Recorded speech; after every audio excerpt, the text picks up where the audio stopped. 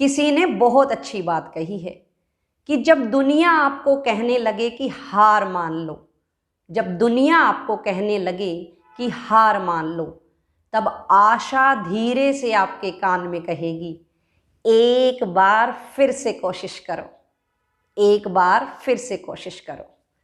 नमस्कार, मैं अलका यादव, और जैसा कि आपको पता है कि मैं आप सबके लिए हर शनिवार को एक कहानी लेकर आती हूँ।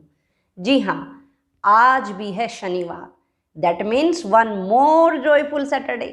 आज भी लाई हूँ एक कहानी, और आज की कहानी का नाम है हमेशा आशा रखो।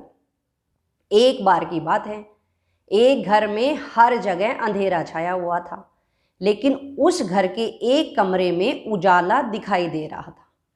उस कमरे में एक कोने में 4 मोमबत्तियां जली हुई थी, और चारों मोमबत्तियां धीरे धीरे आपस में बात कर रही थी। पहली मोमबत्ती ने कहा, मैं शांति हूं, और जब इस दुनिया को मैं देखती हूं तो आज चारों तरफ आपाधापी, लूट खसोट और हिंसा ही हिंसा दिखाई दे रही है।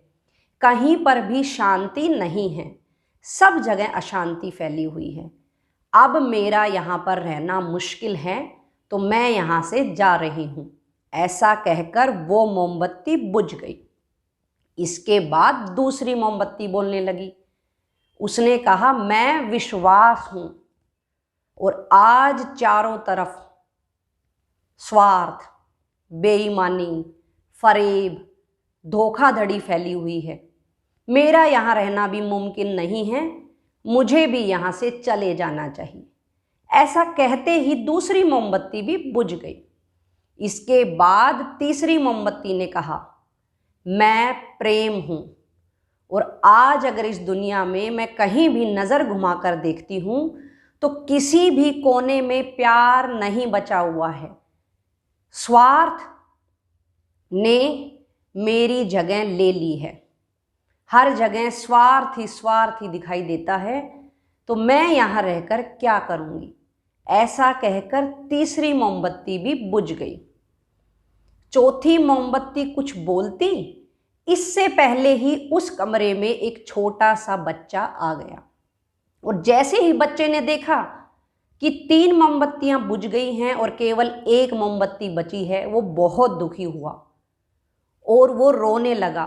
उसकी आंखों से आंसू बहने लगे, और उसने कहा, तुम्हें तो खूब देर तक जलना था, जब तक तुम खत्म नहीं हो जाती तब तक तुम्हें जलना था। तुम ऐसे कैसे मुझे छोड़कर जा सकती हो, चारों तरफ अंधेरा कैसे कर सकती हो। ये बात सुनकर चौथी मोमबत्ती ने कहा, रुको, परेशान मत हो, दुखी मत हो, मैं हूँ आशा। चौथी मोमबत्ती ने क्या बताया अपने आप को? चौथी ने कहा, मैं हूँ आशा, और जब तक मैं तुम्हारे साथ हूँ तुम्हें परेशान होने की कोई ज़रूरत नहीं है। तुम मेरी मदद से इन तीनों मोमबत्तियों को जला सकते हो और अपने जीवन में फिर से उजाला कर सकते हो। उसकी बात सुनकर उस बच्चे ने तीनों मोमबत्तियां जला दी, और फिर से उस कमरे में उसी तरह का उजाला हो गया। तो दोस्तों और प्यारे बच्चों, आज की इस कहानी से हमें यह शिक्षा मिलती है कि जीवन में समय एक जैसा कभी नहीं रहता। आज उजाला है तो कभी ना कभी अंधेरा भी अवश्य आएगा, और हमें उस समय हिम्मत नहीं हारनी चाहिए।